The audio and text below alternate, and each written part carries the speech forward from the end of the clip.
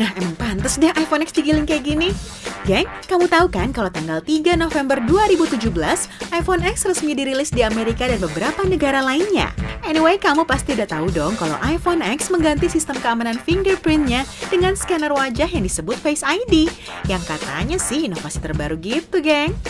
Eits, tapi iPhone X bukanlah smartphone pertama yang menerapkan scan wajah. Dan Samsung Galaxy S8 juga bukan. Mau tahu apa? Yuk klik subscribe dulu dan kita lihat sama-sama 5 inovasi iPhone X yang ternyata udah jadul.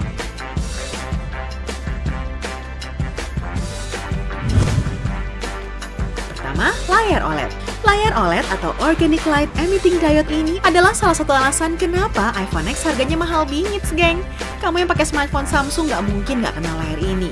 Orang tiap hari kamu ulus-ulus. Yap, Samsung udah pakai teknologi layar OLED sejak tahun 2009 di smartphone Galaxy pertama, geng. Kalau iPhone X malah pertama kalinya Apple pakai OLED, sebelumnya pakai LCD doang. Layar OLED sendiri unggul dari layar LCD lantaran bisa menampilkan gambar yang jauh lebih tajam dan warna yang lebih yahut, geng. Hitamnya benar-benar hitam dan putihnya benar-benar putih. Karena OLED bisa menciptakan cahaya dalam setiap piksel gambar yang ditampilkan, geng, tanpa memerlukan sistem backlighting macam LCD. Gak cuma gambarnya aja yang oke, biaya produksinya juga oke, geng. Menurut laporan, biaya produksi layar OLED untuk iPhone X mencapai 120 hingga 130 dolar, geng.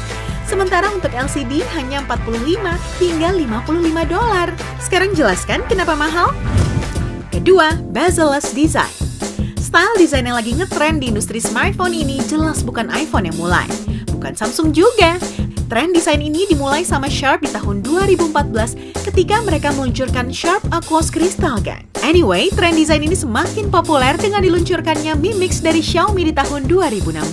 Dan setelah Mi Mix, muncullah Galaxy S8 yang menjadikan desain bezel-less ini menjadi standar industri. Sekarang semua jadi bezel-less deh. Lihat aja smartphone baru sekarang. Gak iPhone X, Note 8, Pixel, Vivo, Xiaomi, Oppo, LG, semua jadi bezel-less. Makin susah deh bedainnya. Nah, Apple mau coba jadi beda, geng, dengan nambahin notch alias potongan di atas layarnya. Wow, inovasi! Ngikutin essential aja. Ketiga, Face ID. Ngomongin potongan di atas layar iPhone X, selain tujuannya untuk menjadi ciri khas iPhone ala home button-nya, potongan ini juga jadi tempat buat speaker, kamera depan, dan Face ID, geng. Dari 2013, pengguna iPhone udah biasa mengamankan smartphone mereka dengan sensor fingerprint bernama Touch ID. Beda sama smartphone lain yang memindahkan sensor fingerprint mereka ke belakang atau ke tombol power, Apple nggak tanggung-tanggung babak habis. Gantinya, kamu diminta membuka smartphone pakai muka kamu alias facial recognition. Teknologi ini udah ada di Galaxy S8, Note 7, dan Nokia Lumia 950 dan 950 XL di tahun 2015, geng. Cara kerjanya sih kurang lebih sama. Sensor menggunakan cahaya inframerah yang membantu kamera untuk menangkap wajah kamu dalam proses yang disebut Depth Image Acquisition. Bedanya Face ID ini menangkap seluruh titik wajah kamu, bukan titik tertentu doang macam iris scanner yang fokus menangkap pola di mata. So, katanya sih nggak gampang ditipu. Oke lah, ini agak inovatif sih. Keempat, wireless charging. Yang ini jelas-jelas bukan inovasi ya, geng. Secara udah banyak banget smartphone Android yang udah bisa dicas tanpa perlu dicolok kabel. Yap, wireless charging udah ada di smartphone Android sejak tahun 2013 di Google Nexus 5, geng.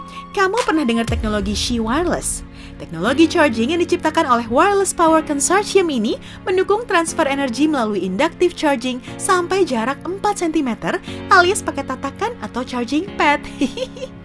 Sejak tahun 2016, teknologi Qi ini udah dipakai paling nggak di 140 smartphone.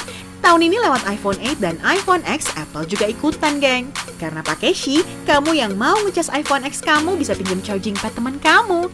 Tapi biarpun kompatibel, ngecasnya nggak akan secepat Android teman kamu. Karena daya maksimumnya dibatasi sama Apple sampai 7,5 watt, setengah dari daya maksimum Android yang 15 watt, geng.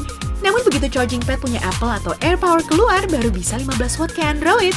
Aku udah tahu akal busukmu, Apple. Terakhir, Dual OIS Camera. Dual kamera jelas bukan inovasi baru. Orang Apple aja udah pakai di iPhone 7 Plus sama 8 Plus. Sama juga halnya dengan OIS alias Optical Image Stabilization-nya. Dan dual camera dengan OIS ini udah ada juga di LG G6, Huawei P10, OnePlus 5, dan The Essential Phone. Lah, terus apa inovasinya? Teknologi OIS-nya sekarang dipakai di kedua kameranya. Biasanya cuma satu aja. Artinya kalau kamu foto di tempat gelap, kamu bisa dapat gambar yang lebih kece dan bikin video juga nggak shaking.